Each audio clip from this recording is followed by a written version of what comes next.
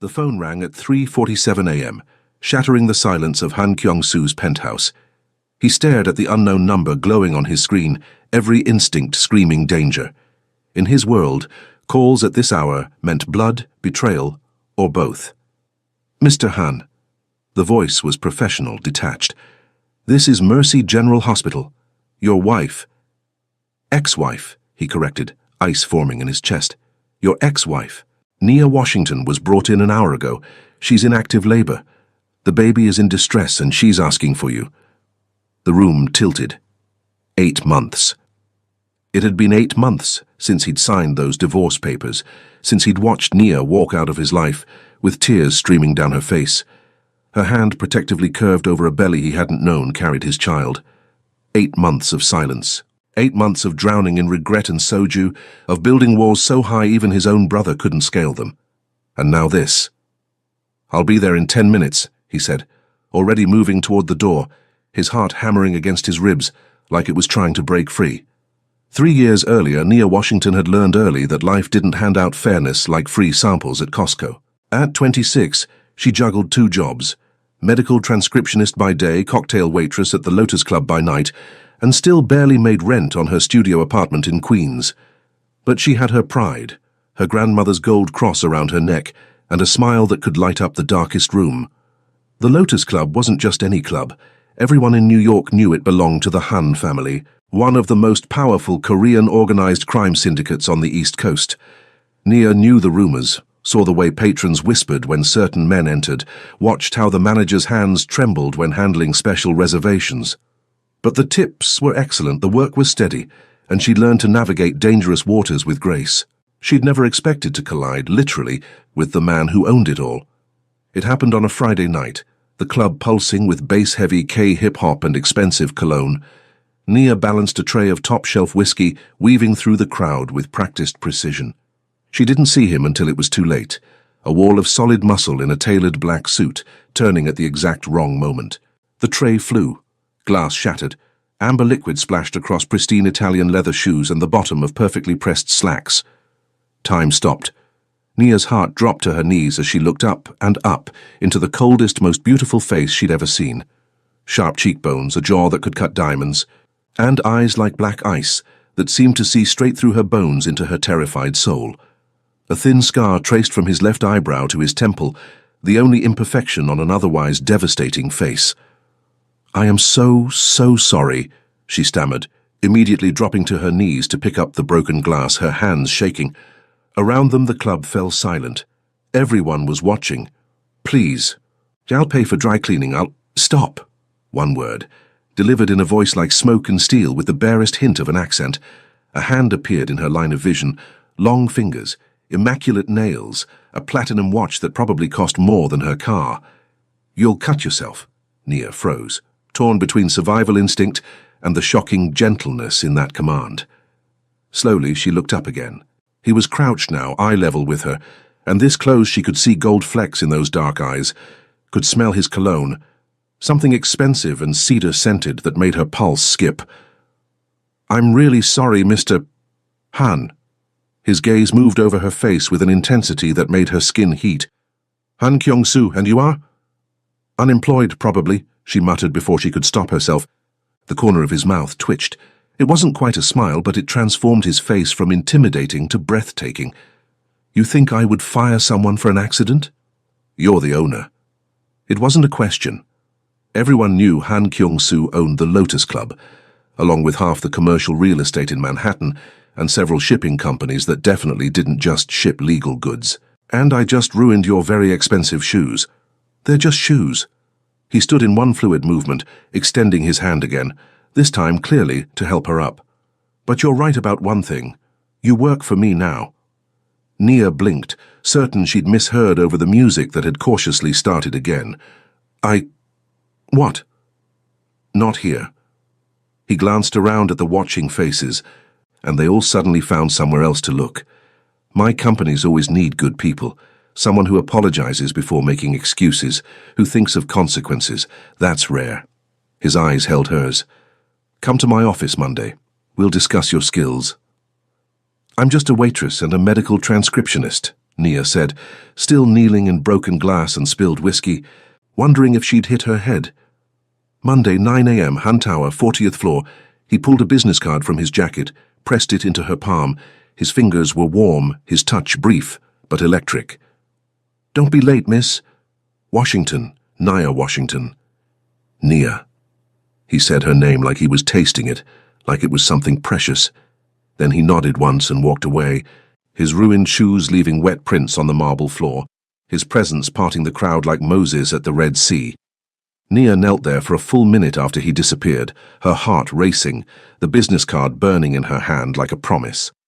Around her, the other waitresses were already whispering, shooting her looks that ranged from envious to pitying. Girl, you don't know what you just got yourself into, Jasmine, another waitress, murmured as she helped Nia stand. That man is dangerous.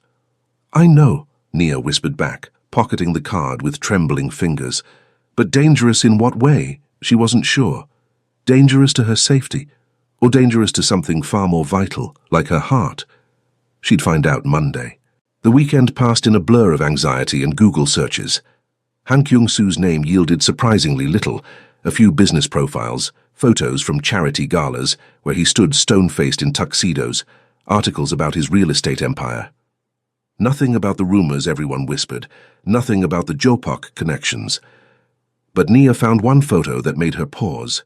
Han Kyung-soo at a children's hospital ribbon-cutting ceremony, and in the background, almost hidden, his face had softened as he watched a little boy in a wheelchair laugh at something.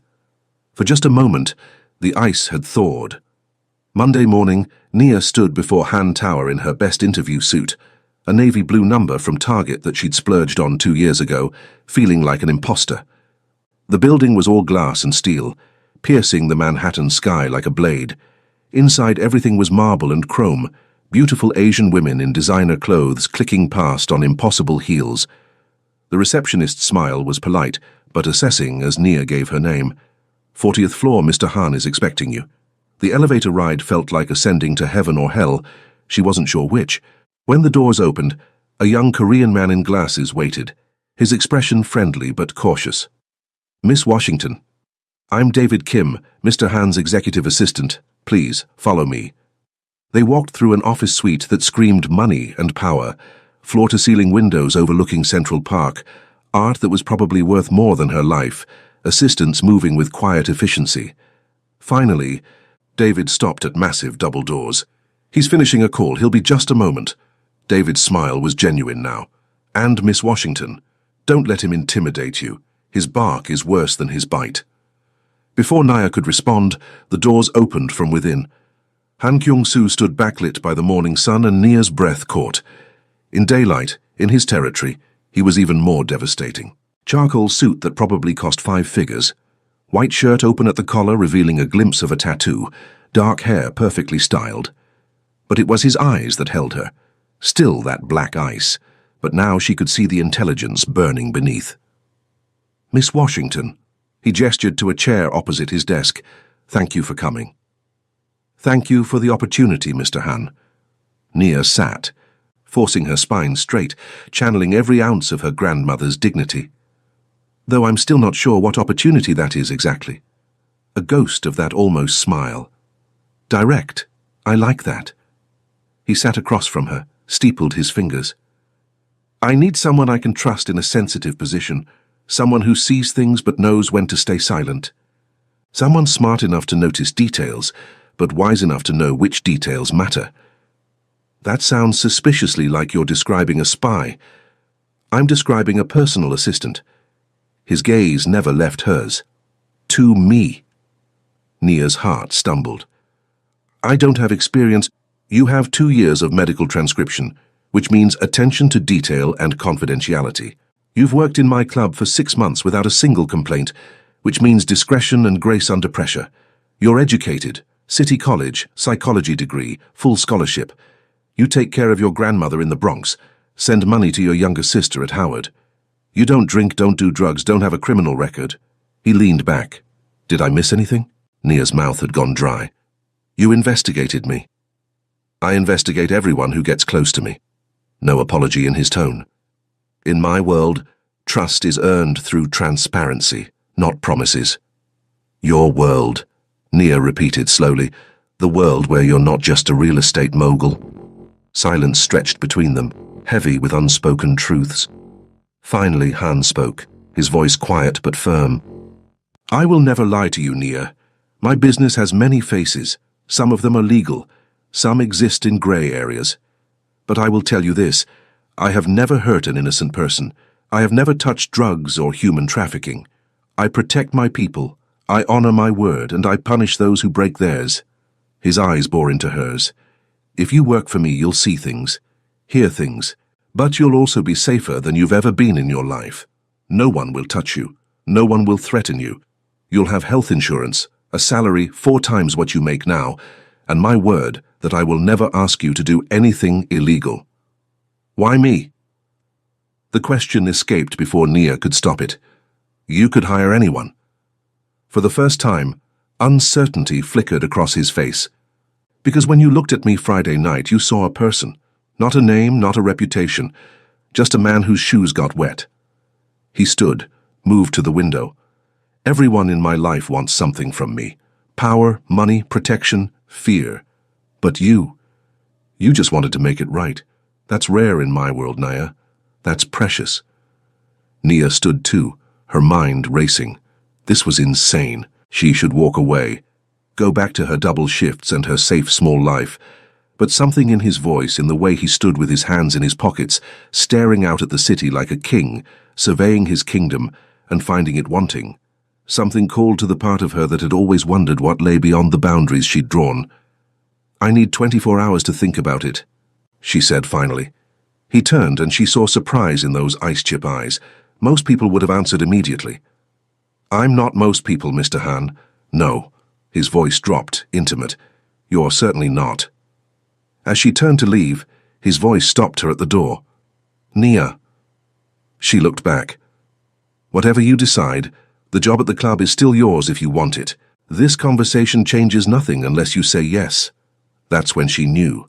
This dangerous, powerful man who could crush her with a word, he was giving her a choice, real choice. Not many people in her life had ever done that. I'll call you tomorrow, she said softly, and walked out before her racing heart could make the decision for her. Nia said yes. She told herself it was for the money, for the health insurance that would cover her grandmother's diabetes medication, for the chance to pay off her student loans before she turned 30. She told herself it had nothing to do with the way Han Kyung-soo looked at her like she was a puzzle he desperately wanted to solve. She told herself a lot of lies that first month. The reality of working for Han Kyung-soo was nothing like she'd imagined. Yes, there were the obvious signs of his double life, meetings with hard-eyed men who spoke in rapid Korean, phone calls he took behind closed doors, the way his head of security, a terrifying man named Kang, always seemed to be armed. But there was also the mundane, scheduling conference calls, managing his calendar, ordering lunch, proofreading contracts. And there was Han himself. He was exacting but never cruel, demanding but fair. He expected excellence and gave it in return. When Nia worked late, he ordered dinner for both of them. When her grandmother had a health scare, he sent her home in his car and told her to take as long as she needed. When a business associate made a pass at her during a meeting, Han's voice had gone so cold the man literally backed out of the office apologizing. But it was the small moments that undid her. The way he took his coffee, black, no sugar, always from the same bodega 2 blocks away because he said they made it right. The reading glasses he wore late at night when reviewing contracts which made him look younger, more vulnerable. The way he spoke Korean with his brother on the phone, his voice warming in a way it never did in English. The way he looked at her sometimes, like he was drowning and she was air. You're staring, Han said one evening, not looking up from the contract he was reviewing. They were alone in his office, the city spread out below them like scattered diamonds, the clock pushing past 9. Nia felt heat crawl up her neck. I'm not staring, I'm thinking. Thinking loudly. Now he did look up, removing his glasses. What's on your mind? She should have said nothing. Should have kept the professional distance they'd maintained for 6 weeks. But the late hour, the intimacy of the empty office, the way the lamplight softened his sharp features, it made her brave. I'm trying to figure you out, she admitted. Everyone says you're this monster, this heartless criminal, but the man I work for donates anonymously to children's hospitals. The man I work for remembered my grandmother's birthday and sent flowers. The man I work for. She trailed off, suddenly aware she'd said too much. The man you work for is both things, Han said quietly. He stood, moving around the desk with that predatory grace he never quite hid. I'm not a good man, Nia. I've done things that would horrify you, but I've also built something, an organization that protects thousands of people, that keeps drugs out of our neighborhoods, that punishes predators the law won't touch. He stopped a foot away from her, close enough that she could smell his cologne. Does that make me a monster or a hero? It makes you human, Nia whispered. Something flashed in his eyes, surprise, hunger, something that made her pulse skip. You should go home. It's late. Kyung-soo... His name escaped without permission, the first time she'd used it. His jaw tightened. Don't make this harder than it already is. Make what harder? He stepped closer, and her back hit the desk. He planted his hands on either side of her, caging her in without touching her. This close, she could see the darker rim around his irises, the way his pupils had blown wide. You work for me, he said, his voice rough. There are rules, boundaries. If I cross them, I'm no better than the men I punish. What if I want you to cross them? The words left her mouth before her brain caught up. Bold, reckless, true. His breath hitched. For a long moment, they stayed frozen. His mouth inches from hers, her hands gripping the desk edge, the air between them crackling with electricity. Then, with visible effort, he pushed away. Go home, Nia, please. She went, but she felt his eyes on her all the way to the elevator. And when she looked back just before the doors closed, he was standing at his office window, one hand pressed against the glass, watching her leave with an expression that looked like hunger and agony mixed into something unbearable. That was the night everything changed. The next morning, David greeted her with a knowing smile. He's been in his office since 6 a.m., hasn't come out. Whatever happened last night, you got under his skin. Nothing happened, Nia protested, but her cheeks burned. Uh-huh. David's grin widened. For what it's worth, I've never seen him like this, not with anyone. Before Nia could respond, Kang appeared, his scarred face unreadable. Miss Washington, Mr. Han wants to see you. Her heart hammered as she walked to his office. Han sat behind his desk, looking every inch the criminal kingpin in a black suit, his hair slightly disheveled like he'd been running his hands through it. Dark circles shadowed his eyes. Close the door, he said without preamble. She did, slowly. I've been thinking about what you said last night. His voice was controlled, but she heard the strain beneath it. About wanting me to cross boundaries. I need you to understand something, Nia. If we go down this road, there's no going back. My world is dangerous. People who get close to me become targets, and He stopped, seeming to struggle for words. I haven't let myself want something this badly in a very long time. It makes me reckless, dangerous. Maybe I don't want safe, Nia said quietly. Maybe I've been safe my whole life and it's left me empty. He stood so fast his chair rolled back. In 3 strides he was in front of her, his hand cupping her face with a gentleness that made her eyes sting. You have no idea what you're asking for, he whispered, his thumb tracing her cheekbone. Then show me. His control snapped. He kissed her like a man starving, like she was oxygen and he'd been drowning, his other hand sliding into her hair, tilting her head back to deepen the kiss. Nia gasped against his mouth, her hands fisting in his jacket, pulling him closer, desperate for more. When they finally broke apart, both breathing hard, Han rested his forehead against hers. This is insane, he murmured. Completely, she agreed. I'm still your boss. Technically, you're everyone's boss. He huffed a laugh, the sound surprising them both. What am I going to do with you? I can think of a few things, Nia said, then blushed at her own boldness. His eyes darkened. Dangerous woman. But he was smiling, really smiling, and it transformed him into someone younger, lighter, more like the boy he must have been before life and blood and secrets hardened him. We should set rules, Nia said, trying to be practical, even as her lips still tingled from his kiss. Keep this private. No PDA at work. No special treatment. Agreed. His hand still cradled her face like something precious. But Nia, you need to know, if you're mine, you're mine. I don't share. I don't do casual. and I protect what's mine with everything I have. The possessiveness should have scared her. Instead, it made heat pool in her belly. I can work with that. Can you? His voice dropped lower, intimate. Can you handle belonging to someone like me? She met his eyes squarely. Can you handle belonging to someone like me? Because it goes both ways, Kyung-soo. If I'm yours, you're mine too. Surprise flickered across his face, then something that looked dangerously like awe. I've never belonged to anyone. There's a first time for everything. He kissed her again, softer this time, almost reverent. When he pulled back, his expression had shifted to something determined. Tonight, have dinner with me. Not as your boss, as a man who wants to know everything about you. That sounds like a date, Mr. Han. It is, Miss Washington. And call me Kyung-soo when we're alone. I want to hear my name in your voice. That evening, he took her to a small Korean restaurant in Queens, the kind of place with plastic chairs and handwritten menus. Nothing like the five-star establishments she'd expected. The grandmother who ran it greeted him in rapid Korean, then looked at Nia with bright, curious eyes. Your girlfriend is beautiful, she said in accented English, beaming. Very beautiful. Yes, she is, Kyung-soo replied, his hand finding Nia's under the table. They talked for hours, about her dreams of going to medical school someday, about his complicated relationship with his family's expectations, about her grandmother's stories of growing up in Georgia, about his memories of Seoul. He taught her to use chopsticks properly, laughing when she dropped rice for the third time. She made him try her grandmother's hot sauce, grinning at his shocked expression. This could kill a man, he gasped, reaching for water.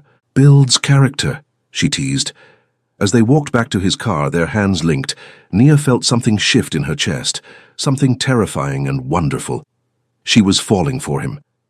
Had probably been falling since that first night when he'd crouched in broken glass and looked at her like she mattered. What are you thinking? Kyung-soo asked, opening the car door for her. That this is the best date I've ever been on. He caught her hand, kissed her knuckles. It's the best date I've ever been on, too. As they drove through the city lights, Nia let herself believe, just for a moment, that maybe they could make this work, that love could bridge the gap between their worlds, between his darkness and her light.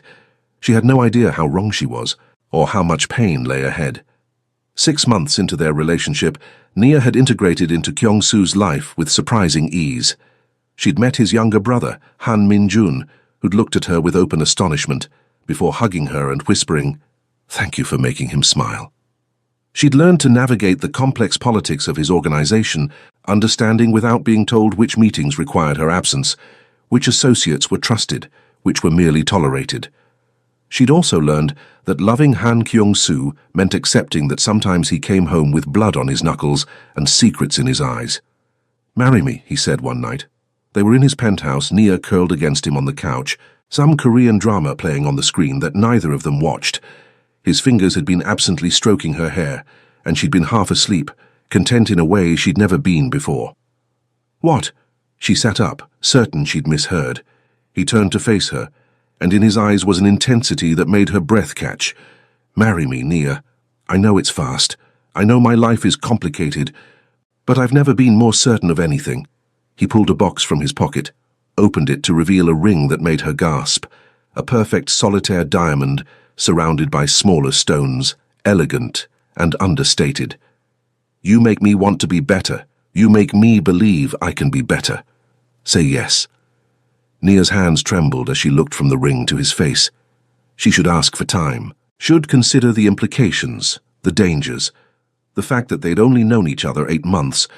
But when she looked at him, this powerful, dangerous man who melted for her touch, who remembered how she took her coffee, who'd held her while she cried about her grandmother's worsening health, she knew there was only one answer.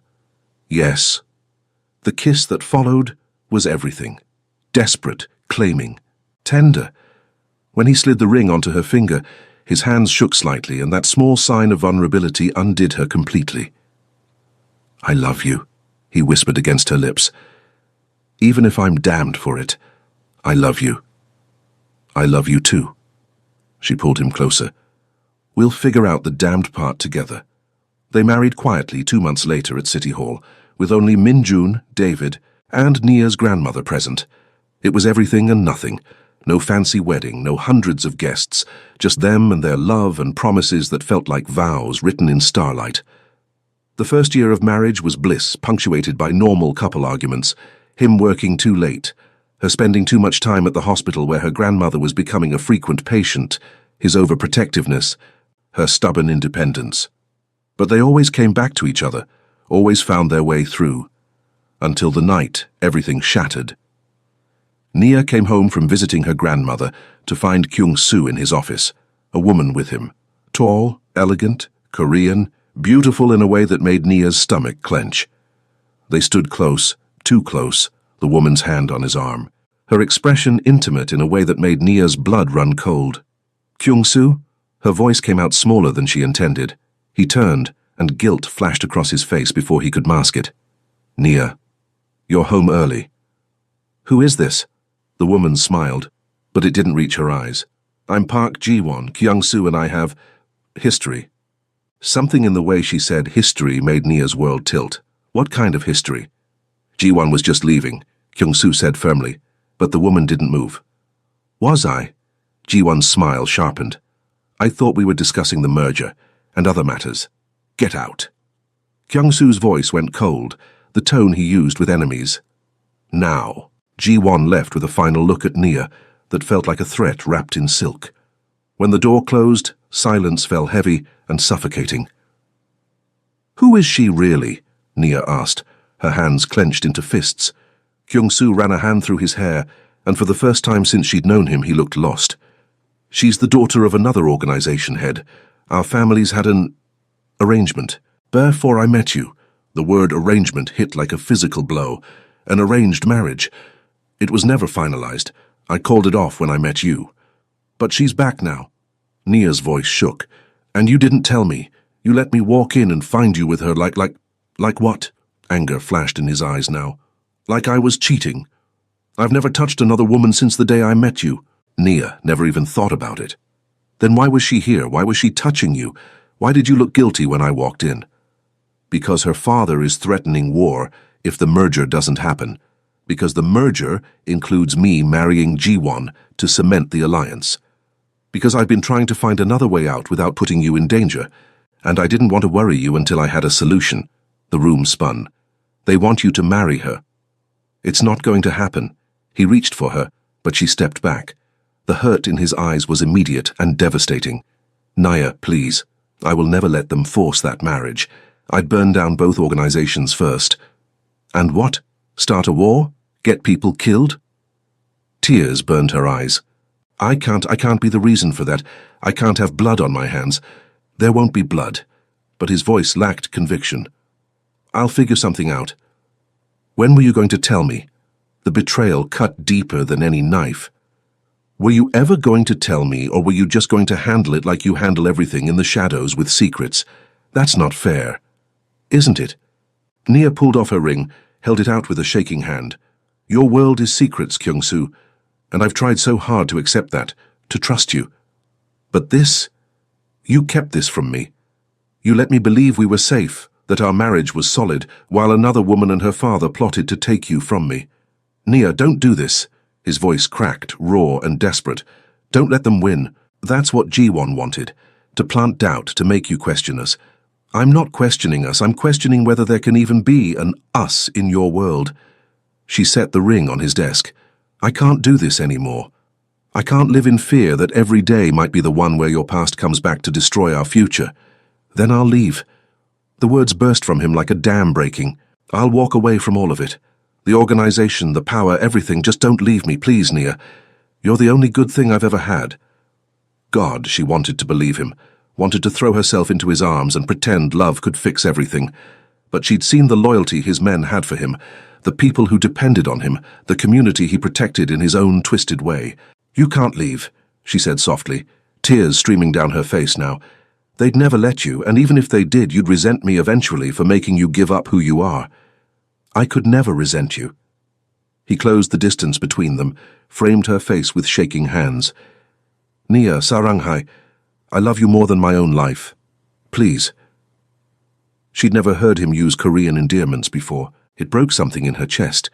But she forced herself to step back, to pick up her purse, to move toward the door. "I need time," she whispered. "I need to think. How much time? I don't know." She left before he could respond, before her resolve could crumble. Left him standing in that office, her ring on his desk, their marriage in pieces around them. She didn't know she was pregnant. Wouldn't know for another 2 weeks, when the morning sickness started and the test showed 2 pink lines, and her world tilted on its axis all over again. By then, it was too late. The divorce papers had been filed, and Nia, proud and stubborn and terrified of being a burden, kept the secret to herself. 8 months. 8 months of living in her grandmother's old apartment in the Bronx. 8 months of working double shifts at 2 different medical offices to save money. 8 months of watching her belly grow and feeling their baby kick and wondering if she'd made the biggest mistake of her life. 8 months of missing him so badly it physically hurt. Nia had sent the divorce papers to his lawyer, then blocked his number, blocked his emails, disappeared into her old life like their marriage had been a dream. She told herself it was for the best, that bringing a baby into his dangerous world would be selfish, that their child deserved safety over luxury. She told herself a lot of lies. The truth was she was terrified. Terrified he'd try to take the baby, terrified he'd reject them both. Terrified of 1,000 scenarios that kept her awake at night, one hand on her swollen belly, feeling their daughter's strong kicks and crying for the father her baby would never know. "You need to tell him," her grandmother had said 100 times. But she'd never told him about the arranged marriage threat either, had she? Never trusted him enough to weather that storm together. The contractions started during her evening shift at the clinic. First a twinge, then a cramp, then waves of pain that made her gasp and grab the desk. "Nia," Dr. Martinez appeared at her side. "Your water just broke. We need to get you to the hospital." Everything after that was chaos. The ambulance ride, the bright lights of the ER, the pain that went from manageable to unbearable. And through it all, one thought kept circling her mind. He should be here. Kyung-soo should be here. "The baby's in distress," a doctor said, her voice tight with concern. "We need to do an emergency C-section. Miss Washington, is there anyone we should call?" The words left her mouth before she could stop them. "My husband, Han Kyung-soo." She rattled off the number she'd tried so hard to forget. Tell him I need him." She didn't know if he'd come, didn't know if he'd forgiven her for leaving, for the divorce, for 8 months of silence. Didn't know anything except that she needed him with a desperation that eclipsed pride, eclipsed fear, eclipsed everything. The anesthesiologist was prepping her for surgery when the doors burst open. Kyung-soo stood there, still in a suit jacket thrown over sweatpants, like he'd dressed in the dark, his hair wild, his face pale, his eyes finding hers across the room with an intensity that made her sob. "I'm here," he said, crossing to her in 3 strides, taking her hand like a lifeline. "I'm here, Nia. I'm sorry I'm late, but I'm here now." "She's dilated 8 centimeters, the doctor said. "We need to move now." "I have a daughter?" Kyung-soo's voice cracked on the word, his hand tightening on hers. "I'm sorry," Nia gasped between contractions. "I'm so sorry I didn't tell you. I was scared and stupid and later." He kissed her forehead, her cheeks, her lips. "We'll talk later. Right now, let's meet our daughter." They wheeled her into surgery with Kyung-soo beside her, his hand never leaving hers, his voice a steady murmur of reassurance in Korean and English, words she couldn't quite process, but that soothed something deep in her soul. When their daughter's first cry split the air, Kyung-soo went absolutely still. Then, to Nia's shock, tears streamed down his face. "A daughter," he whispered reverently. "We have a daughter." 7 pounds, 3 ounces, the nurse announced, wrapping the baby in a pink blanket. "Perfectly healthy. Would you like to hold her, Dad?"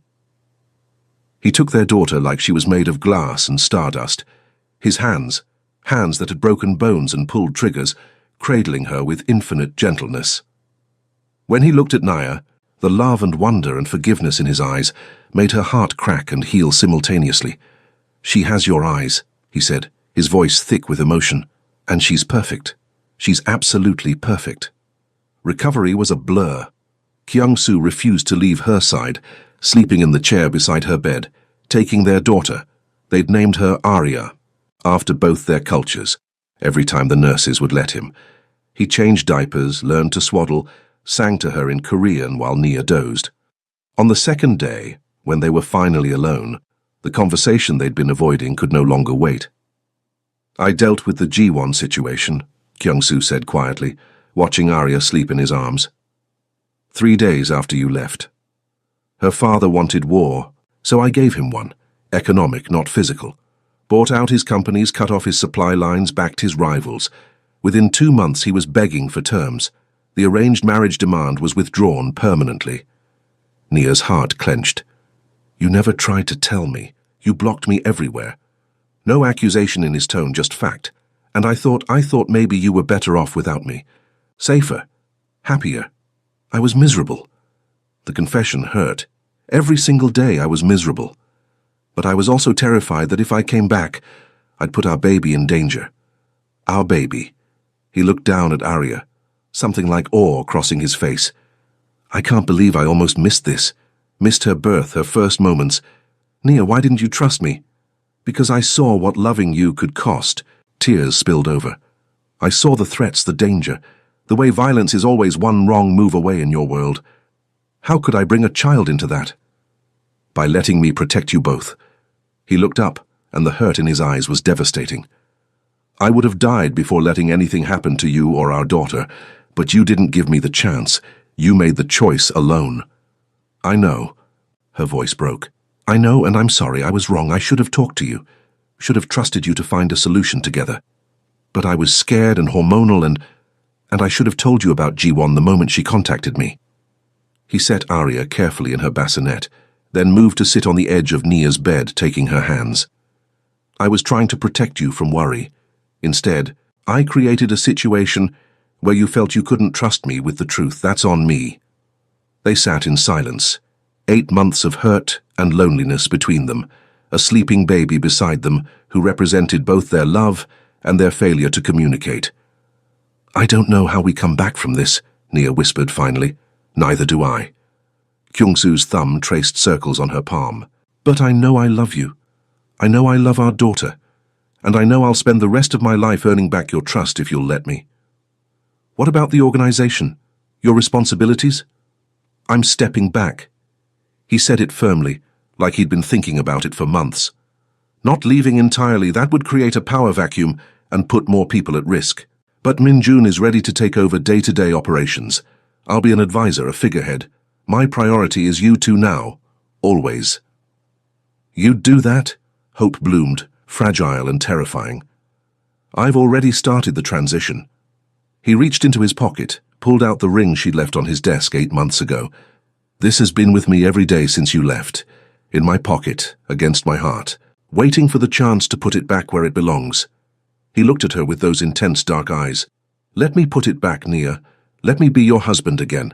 Let me be her father. Not perfectly, because I'll mess up, but completely, with everything I am." Nia looked at their daughter, at the man she'd never stopped loving, at the life they could build if she was brave enough to try again. "On one condition," she said finally. "Anything. No more secrets.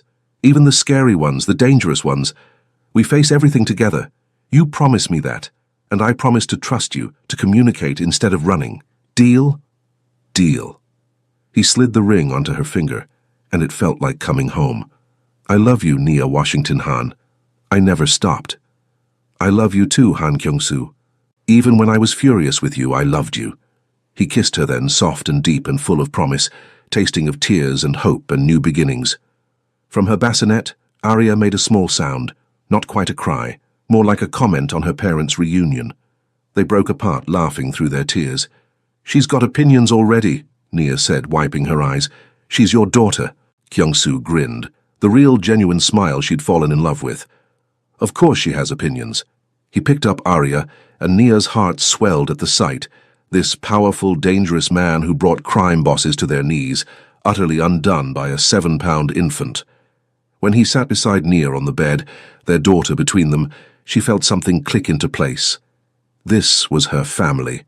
Imperfect, complicated, born from mistakes and forgiveness and love that refused to die. "You know," Kyung-soo said softly, running a finger over Arya's tiny hand, "my father used to say that the strongest chains aren't made of steel or gold. They're made of love and blood, and the promises we keep to the people who matter most. Wise man. He was also a terrifying crime lord. Kyung-soo's smile was wry. But he loved my mother more than power, more than the organization. When she got sick, he walked away from everything to care for her. I never understood that until now. He looked at Nia, eyes shining. Until her. Now I'd burn down my whole empire if it meant keeping you both safe. Let's hope it doesn't come to that, Nia murmured, resting her head on his shoulder. Let's hope, he agreed. But they both knew, in his world, in their world now, hope was something you fought for, something you protected with everything you had. 3 days later, they brought Arya home, not to Kyung-soo's sterile penthouse, but to a brownstone in Brooklyn he'd bought 2 years ago and never told her about. I bought it right after we got married, he admitted, pulling up to the tree-lined street. I wanted somewhere that felt like a home, not a fortress, somewhere safe for... He trailed off, looking embarrassed. For a family, Nia finished, her throat tight. For a family, he confirmed. The house was perfect. 3 stories of exposed brick and hardwood floors, a garden out back, a nursery already set up with a crib and rocking chair and everything a baby could need. Nia turned to him, incredulous. When did you do all this? The day you told me you were pregnant. Or rather, the day the hospital called me. He set Arya's car seat down gently. I had 4 hours to prepare. I called in every favor I had. You're ridiculous. But she was smiling, crying, overwhelmed by this man who'd spent 8 months apart from her still planning for their future. I'm yours, he corrected, pulling her close. That's all I want to be. The first weeks were chaos, sleepless nights, endless diapers, learning to function as a family. But through it all they kept their promise. When Kyung-soo had a difficult situation with the organization, he talked to Nia about it. When Nia felt overwhelmed or scared, she leaned on him instead of hiding it. They weren't perfect. They argued about his overprotectiveness when she wanted to take Arya to the park alone. They disagreed about how much to tell their daughter about his past when she got older. But they talked through it, compromised, built something stronger from the broken pieces of their first attempt. 1 month after Arya's birth, Kyung-soo came home early, which was unusual. Nia was on the couch, Arya sleeping on her chest, some reality show playing on TV. I officially resigned as head of operations today, he said without preamble. Min-jun is in charge. I'm just an advisor now, minimal involvement unless there's an emergency. Nia sat up carefully, cradling Arya. Are you sure? I never asked you to give that up. You didn't have to ask. He sat beside them, one hand resting on Arya's tiny back. I've spent my entire adult life building power, thinking that's what would make me matter. But this, you two, this is what matters. This is my legacy now.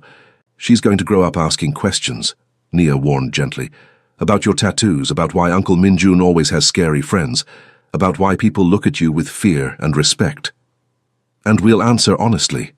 His eyes met hers. Age-appropriate honesty, but honesty. She deserves to know who her father is, all of it. The good, the bad, the complicated. She's lucky to have you. I'm the lucky one. He leaned over, kissed Nia softly. Both of you saved me, you know that, right? Before you, I was just going through the motions. Power and fear and emptiness. You gave me a reason to be better. You were always better, Nia insisted. I just helped you see it. Arya chose that moment to wake up, her face scrunching adorably before she let out a cry. Kyung-soo immediately reached for her, scooping her up with practiced ease. Someone's hungry, he murmured, rocking her gently. Come on, beautiful girl. Let's get you fed while Mama rests. Watching him prepare a bottle, singing softly in Korean while Arya's cries quieted, Nia felt her heart expand so much it hurt. This was what she'd been afraid of losing. This gentle, loving side of him that only appeared for the people he trusted completely. Later that night, after Arya was asleep in her crib and they were finally alone, Kyung-soo pulled Nia close in their bed. I have something for you, he said, producing a small box. More jewelry? She'd started wearing the necklace he'd given her for their first anniversary again. Not exactly. He opened the box to reveal a key. This is for the safe in my office. It contains everything, bank accounts, property deeds, business documents, contacts, everything. If anything ever happens to me, you'll have access to everything you need to protect yourself and Arya. The gift was so practical, so him, that Nia wanted to laugh and cry simultaneously. Nothing is going to happen to you. Probably not, he agreed. But I promise no more secrets. This is me keeping that promise, complete transparency, complete trust. She took the key, then set it aside to cup his face. I love you so much it scares me sometimes. Good. His smile was equal parts tender and wicked. I like keeping you on your toes. He kissed her then, and for the first time since Arya's birth, the kiss deepened into something more. When his hands started wandering, Nia pulled back slightly. The doctor said 6 weeks, she reminded him breathlessly. I know. He kissed her neck, her collarbone. I'm just reminding you what's waiting when those 6 weeks are up. You're terrible. You love me anyway. God help me, I do. They fell asleep, tangled together. The monitor on the nightstand broadcasting their daughter's soft breathing, the key to his secrets on the dresser, their second chance at forever feeling solid and real. 6 months later, they renewed their vows. Not a big ceremony, just family and close friends in the garden of their Brooklyn brownstone. Arya in a tiny white dress, serving as the most adorable flower girl who mostly just cooed and grabbed at petals. Minjun officiated, standing under an arch wrapped in orchids, both Korean and African flowers, symbolizing their merged cultures. Do you, Han Kyung-soo, promise to love, cherish, and protect Nia Washington Han, in sickness and health, in danger and safety, for all the days of your life? I do, Kyung-soo said, his voice steady but his eyes suspiciously bright. And I promise to never keep secrets, to always choose her and our family first, and to be worthy of the trust she's placed in me. And do you, Nia Washington Han, promise to love, cherish, and trust Han Kyung-soo, in sickness and health, in joy and sorrow, for all the days of your life? I do, Nia whispered, squeezing his hands. And I promise to communicate instead of running, to face our challenges together, and to remind him every day that he's a good man. Then, by the power vested in me, and let's be honest, I basically run a criminal empire, so that's a lot of power, I pronounce you husband and wife again. Young, kiss your wife before she changes her mind. The small crowd laughed. Kyung-soo grinned, pulled Nia close and kissed her like it was the first time and the last time and every time in between. When they broke apart, Arya let out a happy squeal from where Nia's grandmother held her. She approves, Nia's grandmother announced, wiping tears from her eyes. My baby got her happy ending after all. It's not an ending, Grandma, Nia said, taking Arya from her and settling their daughter on her hip. It's a beginning. Years later, on a warm Saturday afternoon, Nia stood at the kitchen window of their brownstone, watching her husband teach their daughter, now 4 years old, how to tend the tomato plants in their garden.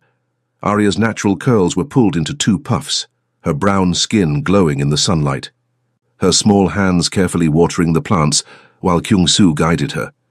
Gentle, Ari, he said in Korean, then repeated in English. The plants are delicate. Like baby sister? Arya asked, patting Nia's growing belly. She was 6 months pregnant with their second daughter. Exactly like baby sister. I'll be gentle with her too, Appa, Arya promised solemnly. Watching them, Nia felt peace settle over her like a warm blanket. The road to this moment hadn't been easy. There had been more challenges, a rival organization making threats that Minjun handled swiftly, adjusting to life with a newborn while rebuilding trust, learning to balance Kyung-soo's residual involvement with the organization against family time. But they'd weathered every storm together. The doorbell rang. Through the window, she saw Minjun arrive with his new girlfriend, a sharp-witted immigration lawyer who had him completely wrapped around her finger. Behind them came David, now happily married with twins. Sunday dinners had become tradition, the Brooklyn brownstone filling with the family they'd chosen, not just blood but bonds forged through loyalty and love. Korean BBQ cooking alongside Nia's grandmother's collard greens, multiple languages floating through conversations, children running through the garden. Remember when you told me you were just a waitress and a medical transcriptionist? Kyung-soo's voice came from behind her. He wrapped his arms around her waist, one hand settling over their unborn daughter. I remember you telling me I was unemployed, she countered, leaning back against his chest. Look how wrong I was. He pressed a kiss to her neck. You're not unemployed. You're the CEO of our family, the keeper of my heart, the mother of my children, and the only person in the world who can make me forget my own name with just a look. Smooth talker. Only for you. He turned her to face him, and she saw it.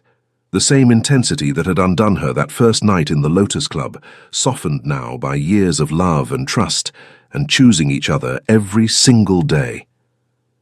Do you ever regret it? Choosing this complicated life with me? Nia looked past him to where Arya was showing Uncle Min-jun her tomato plants, her laughter bright and clear. She thought about the life she'd imagined for herself before Han Kyung-soo, safe, predictable, small. Not for a single second, she said honestly. You're my person, Kyung-soo. This is exactly where I'm meant to be. Nobody touches what's mine, Arya suddenly shouted in the garden, startling everyone. She stood protectively in front of her tomato plant, glaring at a crow that had landed nearby. Min-jun burst out laughing. I wonder where she learned that phrase. Kyung-soo had the grace to look sheepish. She might have heard me say it once or twice. Once or twice, Nia raised an eyebrow. You say it every time someone looks at me or Arya for too long. Can you blame me? He pulled her closer. You're mine. She's mine. This whole beautiful, chaotic life is mine. I'm just making sure the universe knows it. Possessive man. You're possessive man. Their lips met, the kiss tasting of promises kept and futures unfolding. When they broke apart, their family was watching through the window. Min-jun making exaggerated gagging noises, David grinning, Nia's grandmother smiling with satisfaction. Arya pressed against the glass making kissy faces. This was their happy ending. Hard-won, imperfect, more precious because of every obstacle they'd overcome to reach it. A black woman who dared to love a Korean man from a world of shadows. A criminal who'd found redemption in her light. And the family they'd built together brick by brick, choice by choice, day by day. I love you, Nia whispered against his lips. I love you more, Kyung-soo replied, and I'll spend the rest of our lives proving it. Outside, their daughter called for them, her voice bright with joy and possibility. They went to her together, hand in hand, ready to face whatever came next. Because they'd learned the most important lesson. Love wasn't about finding someone perfect. It was about finding someone who made you want to be better, who stood by you through darkness and light, who chose you every single day. And they would choose each other, always.